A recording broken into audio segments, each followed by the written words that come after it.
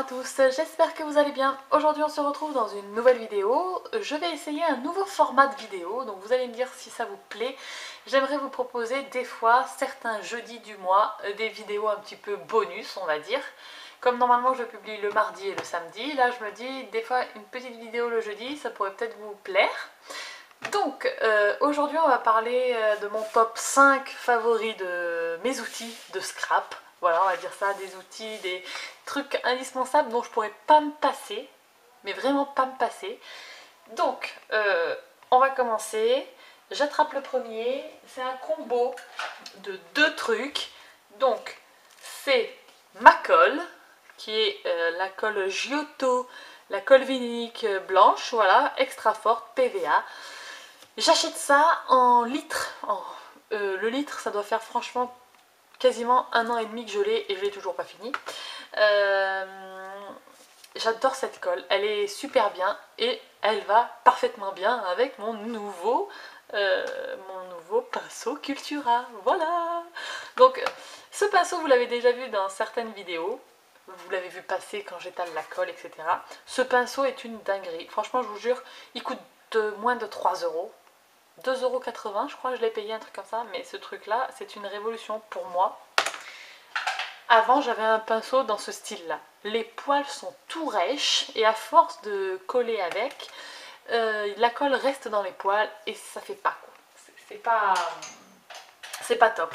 Mais je vous jure que celui-là, un coup avec du savon dans de l'eau et tout, nickel, pour trouver des poils tout doux, etc. D'ailleurs là je l'ai mal lavé, donc il va falloir que j'aille le laver. Et cette colle là elle est vraiment bien, elle est pas chère, c'est très économique. Alors moi je re-remplis cette bouteille là parce que c'est quand même bien plus facile d'étaler, d'appliquer de la colle avec cet embout là qu'avec un bidon de 1,5 litre ou 1 litre, vous voyez. Et je m'en mets même dans ces petits flacons là que j'achète sur AliExpress, donc j'en ai deux. J'en mets un avec du glossy et un avec de la colle blanche pour faire les petits détails. Donc voilà, vraiment je vous conseille cette colle là. Voilà, ça c'est un truc dont je ne pourrais pas me passer. Ensuite, mon deuxième favori, c'est ceci. Alors oui, on reste dans la colle, mon ATG. Alors l'ATG, franchement, c'est ce que je préfère aussi, voilà. En scotch double face, je trouve qu'il tient très bien. Il est gros, mais il se prend très bien en main. Pour changer, une fois qu'on a compris le truc, pour changer la recharge de colle, quoi, de scotch, ça va en 2 minutes top chrono, même pas, vous l'avez changé, quoi, donc c'est très rapide. Et franchement, non, l'ATG, c'est sûr qu'au début ça fait un coup, parce que il me semble que c'est une trentaine d'euros l'appareil, et les recharges, normalement elles sont à une dizaine d'euros les deux recharges. En ce moment elles sont un peu plus chères sur Amazon, à l'heure où je filme en tout cas. Mais sur la fourmi, je crois que c'est 10 euros et quelques les recharges, donc c'est quand même abordable. Il y a je ne sais plus combien de mètres, 30 et quelques mètres je crois, donc vous avez de quoi coller. Et franchement c'est un achat que je ne regrette pas du tout d'avoir fait, voilà. C'est vraiment un truc au top. L'ATG, c'est quelque chose qu'il vous faut. Ensuite, on va passer à ceci. Donc ceci, c'est une crocodile. Alors, c'est vraiment un truc que je voyais passer sous les vidéos. Et puis au début, je me demandais si j'allais m'en servir beaucoup. Et en fait, je m'en sers vraiment souvent. Dans mes albums, je mets souvent des œillets. Donc, et ben, je suis vraiment ravie d'avoir acheté ce truc-là. J'avais une vieille pince de chez Lidl. Non, ça va pas. Ça va pas. Celle-ci, on peut régler là où on veut faire le trou. On a deux tailles de trous, donc un petit, un gros. On a aussi du coup les deux tailles pour les œillets en haut, pour clipser là, vous savez, pour actionner l'œillet quoi. Elle, hop, elle a un bouton, hop, elle se ferme, vous la rangez, elle tient pas de place. Elle est un peu lourde par contre, je trouve que c'est quand même assez lourd comme pince, mais voilà, ça reste raisonnable. Et puis, vous achetez ça, ça va vous durer une vie. Hein. À part changer des fois un petit peu les carrés en haut, c'est tout ce qu'il va falloir faire. Mais sinon, c'est vraiment un achat que moi je recommande. Donc, c'est un truc que vraiment je regrette pas d'avoir acheté non plus. Du coup. D'ailleurs, tous les articles que je vous parle, j'essaierai de vous trouver des liens valides et tout pour vous mettre dans la barre d'informations.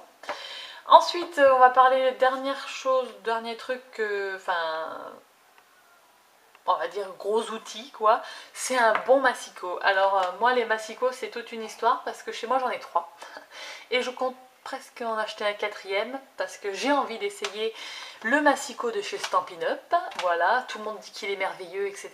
Donc je pense que je vais me l'offrir. En tout cas, le premier massicot que j'ai acheté dans ma vie de scrapeuse, hein, qui n'est pas longue, c'est celui-ci, c'est la marque Mahé. Et ben franchement, il tient le coup.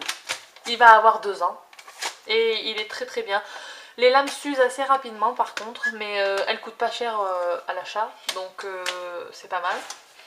Et puis, non, il est bien. Ensuite, moi, en tant que massicot, j'ai aussi celui de We Are Memory Keepers, là, qui peut faire les lignes, vous savez, le Trim and Score, je crois qu'il s'appelle comme ça. Je l'ai, mais je ne l'utilise que rarement.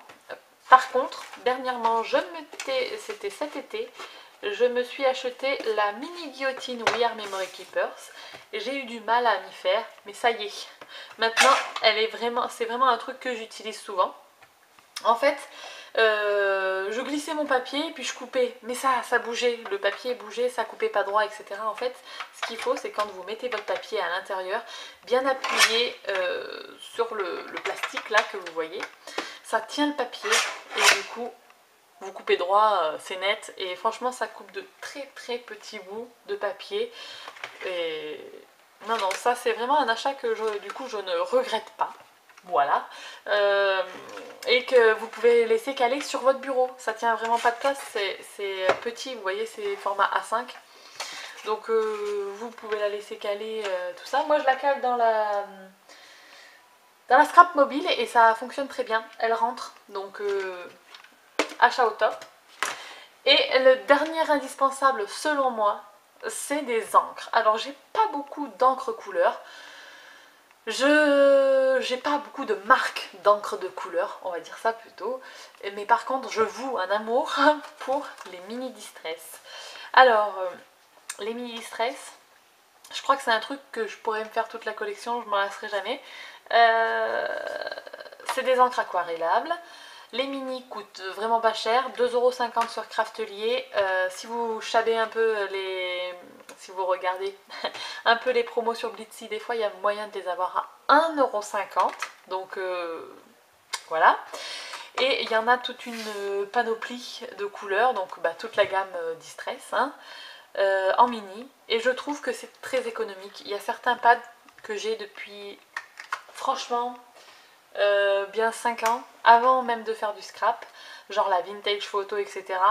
Et elle marche encore, donc vraiment c'est très économique. Et puis ça permet de tester beaucoup de couleurs pour pas cher.